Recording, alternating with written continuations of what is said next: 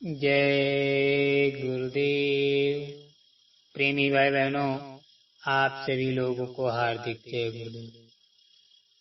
प्रेमी भाई बहनों, बताया जाता है अगर देवियां सुधर जाएं तो दुनिया में परिवर्तन होते देर नहीं लगेगी। अगर हम आपकी देवियां हम आपका सहयोग करती रहें तो सेवा, साधन, सुमिरन ये सब होता रहेगा। अगर देवियां सपोर्ट नहीं किया तो हमेशा कलह ही बनी रहेगी।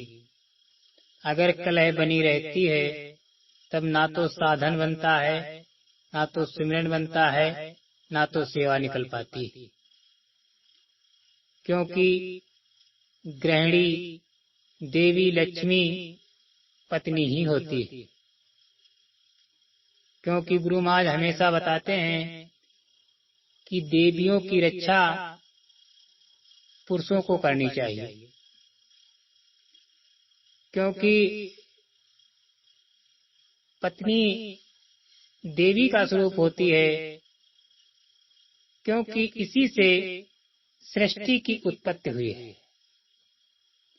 राम कृष्ण का जो जन्म हुआ है तो माता के गर्भ से ही हुआ है।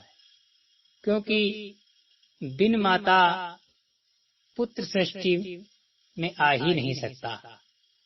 इसलिए देवियों की महिमा ज्यादा बताई गई है। और जिन्होंने पाया, प्रभु को पाया, तो देवियां जिनकी सही रही उन्होंने पाया। गोस्वामी महाराज जिन्होंने रामचरितमानस रची है, वो एक बार जब अपनी ससुराल जा रहे थे तो रात्रि में जब वहां पहुंचे तो उनकी पत्नी ने कहा कि जितना मोह हमसे है, अगर इतना मोह हरि से लगा लो तो तुम्हारे सारे काम बन जाएंगे। गोस्वामी महाराज के समझ में आ गया। उन्होंने वही किया जो उनकी पत्नी ने बताया। तो उन्होंने पूरे रामचरितमानस की रचना कर डाली। प्रेमी भाई बहनों, एक दृष्टांत आता है। बाप बेटे थे। बाप पागल था, बेटा भी कम बुद्धि का था। लेकिन उनके पास जमीन जायदाद थी, पैसा नहीं था। तो गांव वालों ने सोचा कि इनकी शादी नहीं होगी और ये ऐसे ही बेचारे अपना जीवन खो देंगे। कुछ ऐसे होते हैं ग्रामीण लोग, अपने हितैषी होते हैं। कुछ ऐसे होते हैं जो चाहते हैं कि इनका नामो निशान मिट जाए और ये सब जायदाद जमीन हमारी हो जाए। ऐसी चर्चा हुई तो एक गरीब किसान की लड़की जो थी वो महात्मा के पास आया जाया करती थी। तो महात्मा ने उनको नामदान दे दिया था उस लड़की को और कहा था, बेटी इस नाम का अगर आप जाप करोगी तो आपको ऐसा वर मिलेगा जो आपके इशारे पर ही कार्य करेगा। कहा, जिस प्रकार से माता सीता को, माता पार्वती को उनके इच्छानुसार वर मिला है, उसी प्रकार से आपको आपकी इच्छानुसार वर मिलेगा। और इधर ये जो बाप बेटे थे तो ये मांग मांग कर खाते थे। क्योंकि जमीन तो थी लेकिन उनको उसमें कार्य करने की अकल नहीं थी। लड़की के पिता ने सोचा कि प्रभु की इच्छा है और अपनी लड़की की शादी उसके लड़के से अगर कर देते हैं तो महात्मा जी कहते हैं कि किसी के प्रारब्ध को कोई काट नहीं सकता है, क्योंकि हर लिखी विधि रची छठी रात के अंग तिल बड़े निराई गठे रहुरे जिय निरसंग। इसलिए लड़की के पिता ने सोचा, जमीन तो है ही है, अगर एक दो बालक हो गए तो उनका परमार्थ ही बनेगा और ये लोक दोनों बन जाएंगे।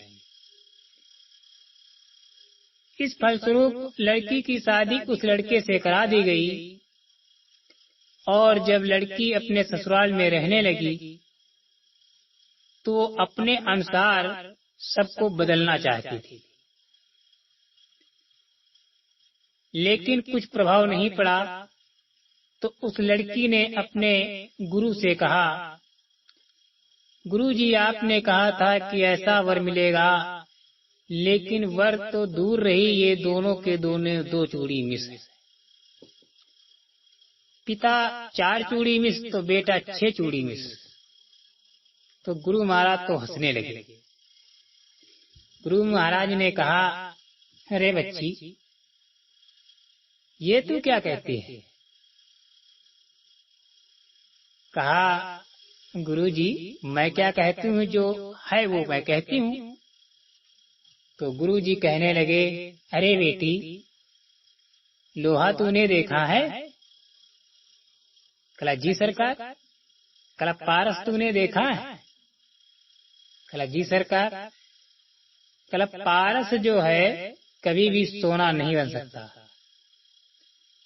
पारस कभी सोना नहीं बन सकता है, और पारस किसी को सोना बना सकता है।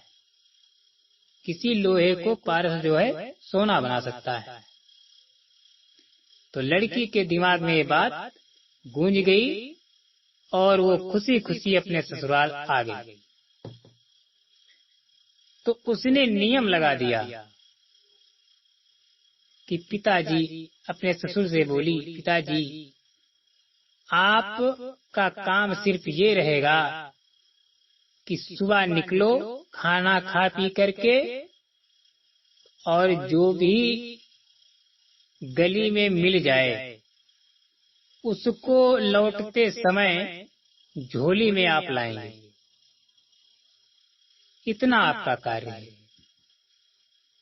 और अपने पति से बता दिया कि आज से आप मांग मांगर नहीं खाएंगे, आप खेती में जो भी अनाज है उसको बोएंगे, उसको काटेंगे, उसके फलस्वरूप आप खाना खाएंगे, मदद मैं भी करूंगी।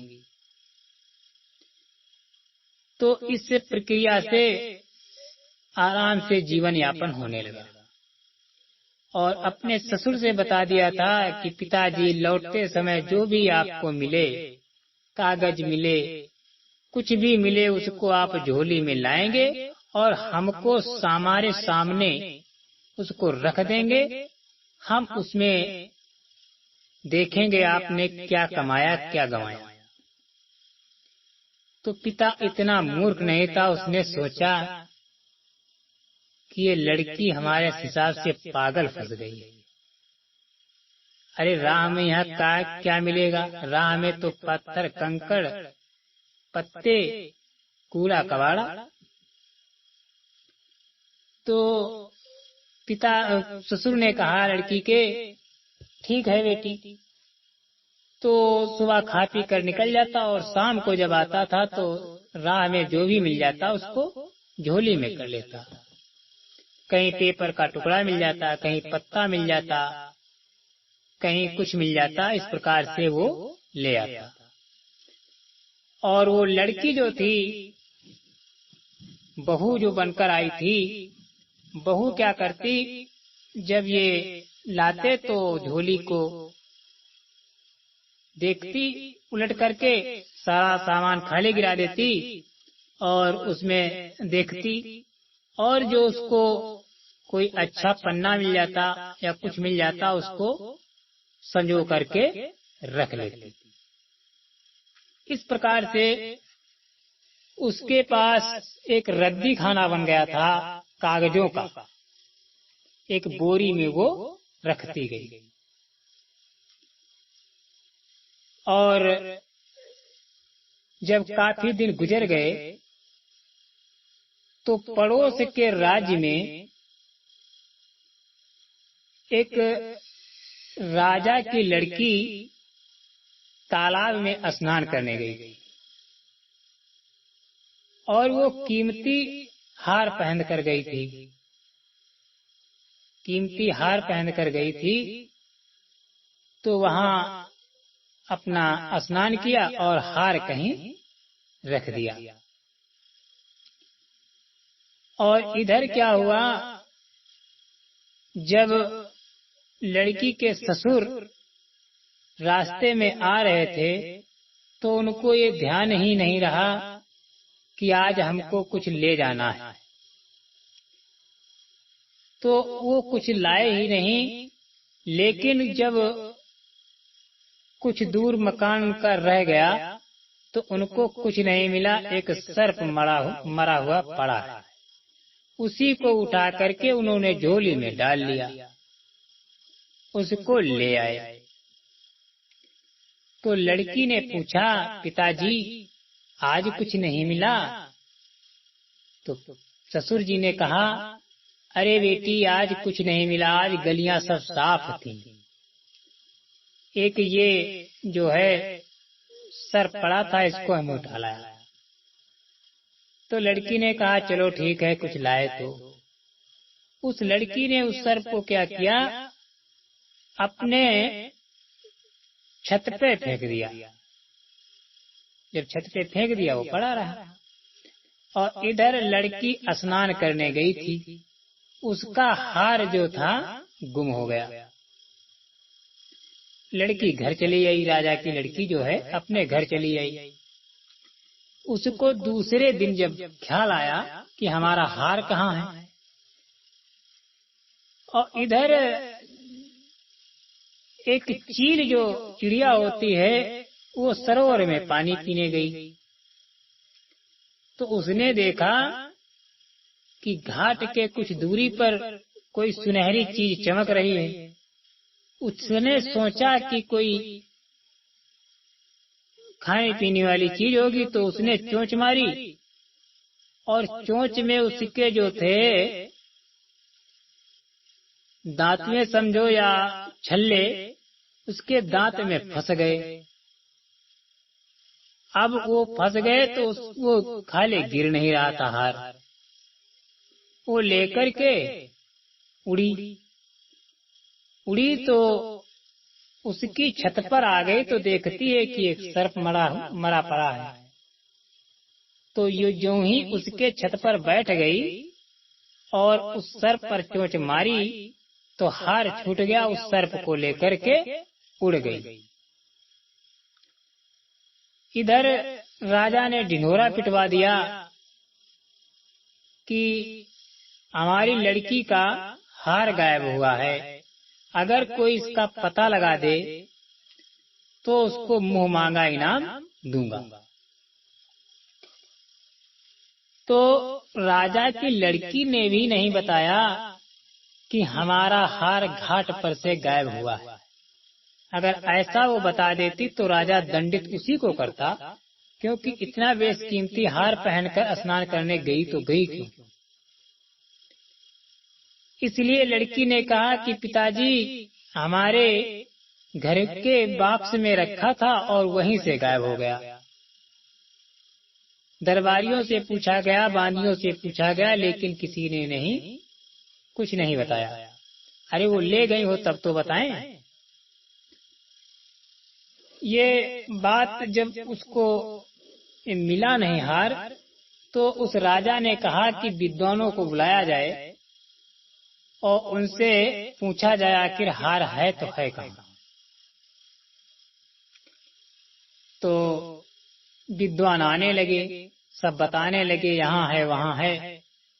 तो मंत्रियों को भेजता और जब वहाँ नहीं मिलता उस विद्वान को उठा करके कारागार में डाल देता। ऐसा राजा का नियम हो गया। तो धीरे धीरे जितने विद्वान पंडित थे सबके सब जेल में बंद हो गए। जब सब बंद हो गए तो एक दिन लड़की ने क्या किया, लकड़ियां सुखाने के वास्ते वो छत पर चढ़ी,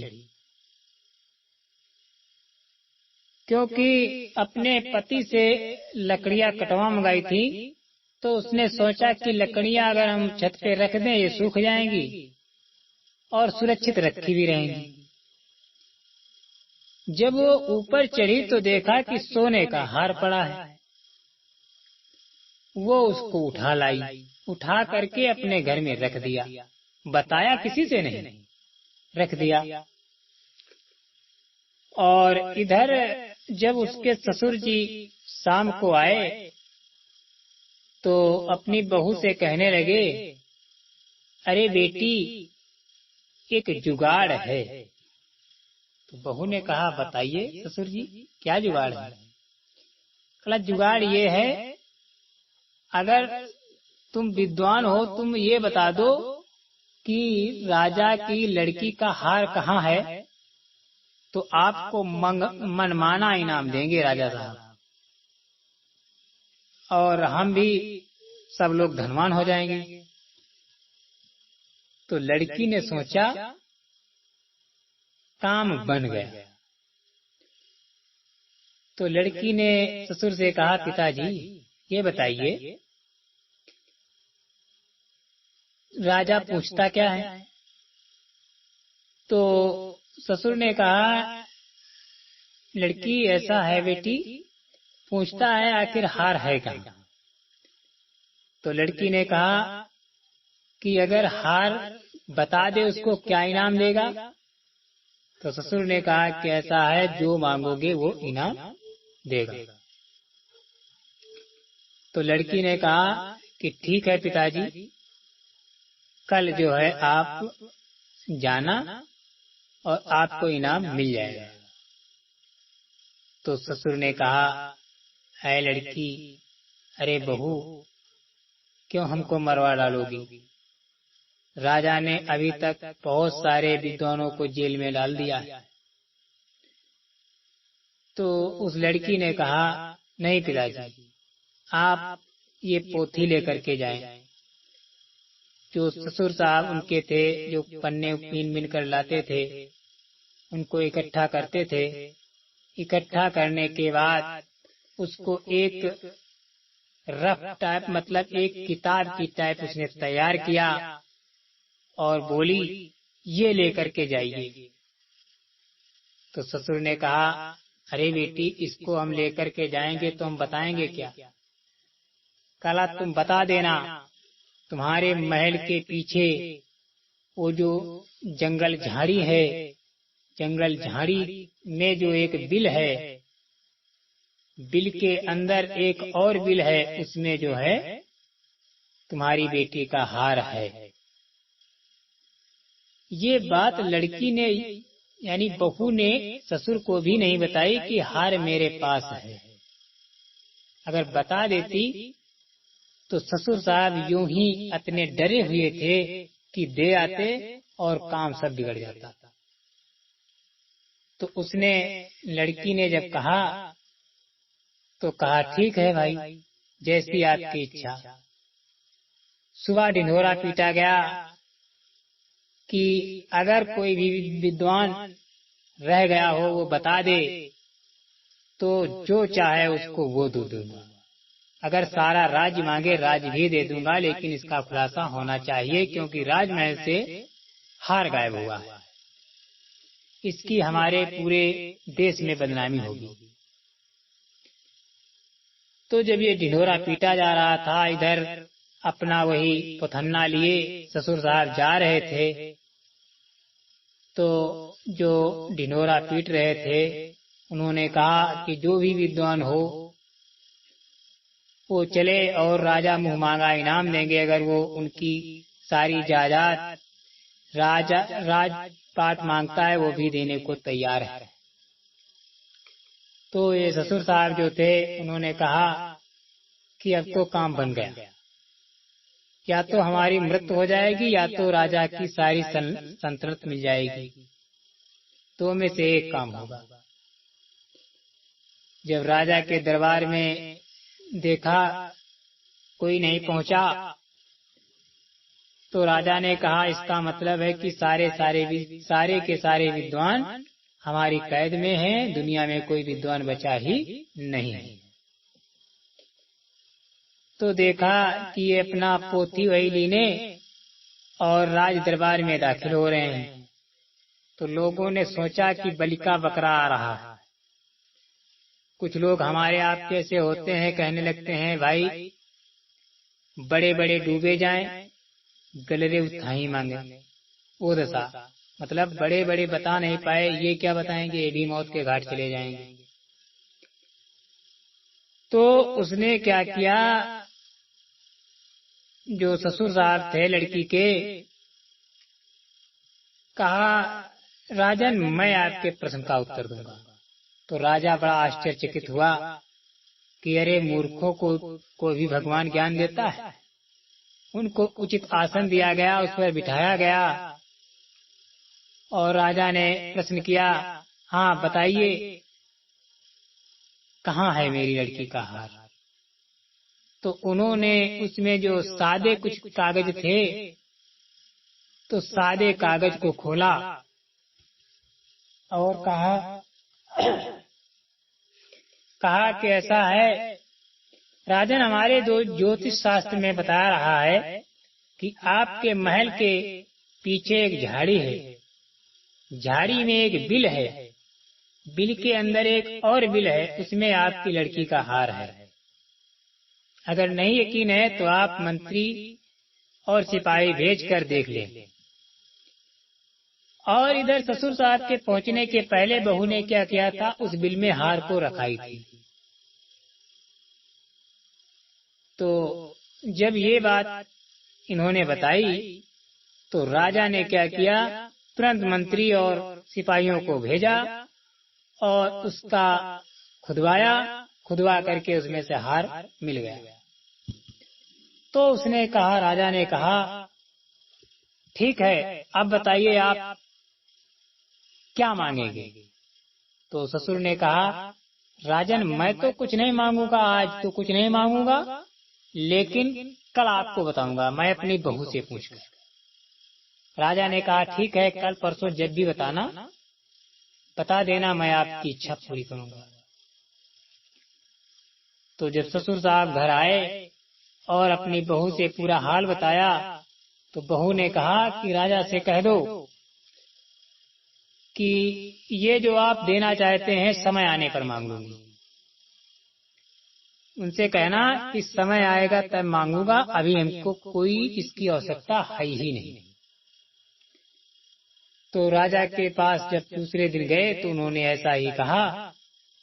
तो राजा ने कहा ठीक है, जब भी तुमको जरूरत पड़े तो हमको बता देना, मैं आपकी इच्छा पूरी करूंगा। ये बात पड़ी रही।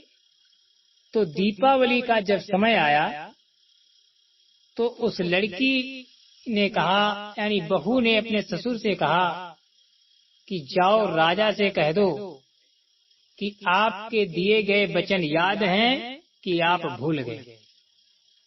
तो जब ससुर साहब राजा के पास के गए तो उन्होंने कहा, हे राजन, हमारी बहू कह रही है कि आपने जो वचन दिए थे वो भूल गए या याद है। तो राजा ने कहा, अरे आपका जो मैंने कहा था वो हमें पूर्णतः याद है, जब चाहे आप उसको ले सकते हैं। तो उसने अपनी बहू से लौटकर बताया कि राजा साहब ने ये कहा।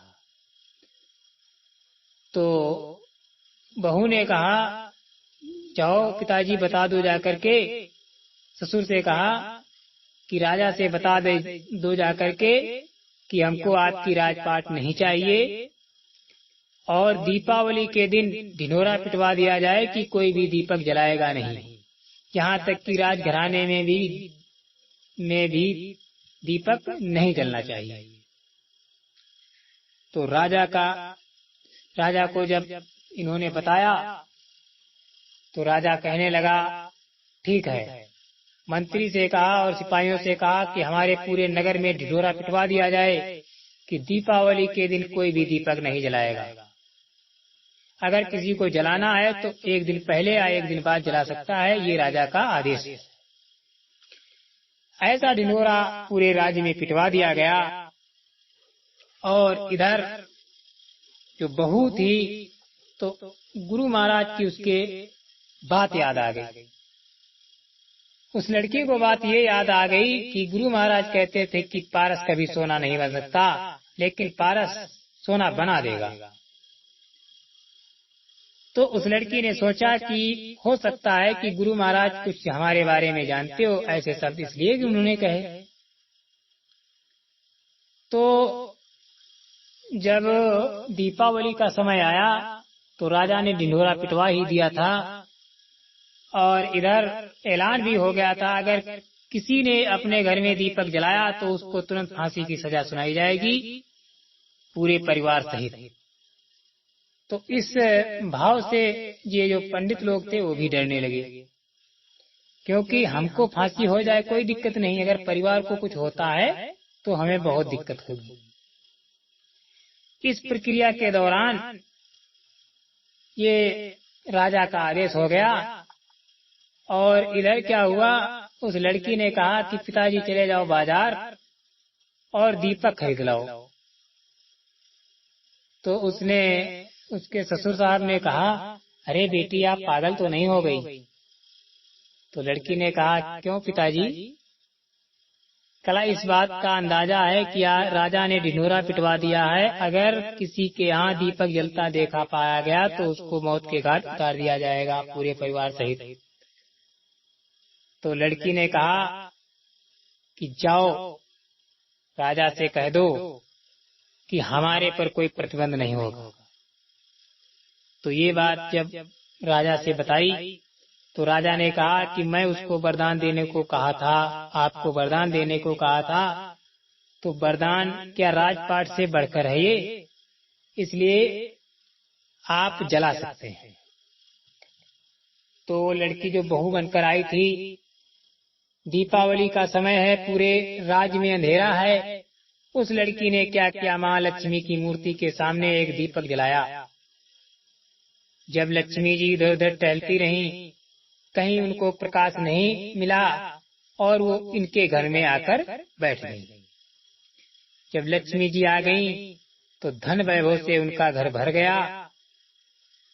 और इधर जब किसी ने दीपक जलाया नहीं तो लक्ष्मी जी जो भी कुछ था उसी घर में रखकर अपने वतन वापस चली गई। ये चीज ससुर को भी नहीं मालूम लक्ष्मी जी दे गई क्या। तो देखते हैं कि हीरा सोने चांदी हीरा जवाहरात की कमी नहीं है, सब चीज उनके यहाँ उपलब्ध हो गई। और इधर राजा साहब ने कहा कि ठीक है, तुम्हारा वरदान भी पूरा हो गया। राजा ने सोचा कि इतने से क्या है, अगर हमारा कहीं राज मांग लेता तो हम तो कंगाल हो जाते, दर दर की ठोकर खाते। चलो इतने से हो गया, कोई दिक्कत नहीं। इधर क्या होता है, जब उसके घर में धन वैभव लक्ष्मी का आगमन हो गया, बहुत सारा पैसा और ये सब हो गया, तो ससुर ने कहा, धन्य है बेटी, ऐसी अगर बहुएं सभी को मिलने लगे तो संसार में किसी के घर में कलह होने वाली नहीं है। प्रेमी भाई बहनों, ऐसा बताया गया है कि understand wife and fool husband and grandfather. अगर समझदार पत्नी है तो घर को स्वर्ग बना देगी, अगर बेवकूफ पत्नी है तो आपके घर को नर्क अवश्य बना देगी। इसी उस लड़की के कारण आज उनके घर में धन वैभव लक्ष्मी का आगमन हो गया।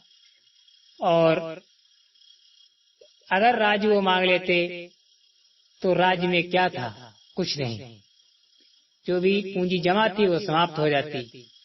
और उस रात लक्ष्मी जी ऐसे उनको मंत्र दे गईं, जिस मंत्र के द्वारा कभी पैसा कम नहीं पड़ता था। जय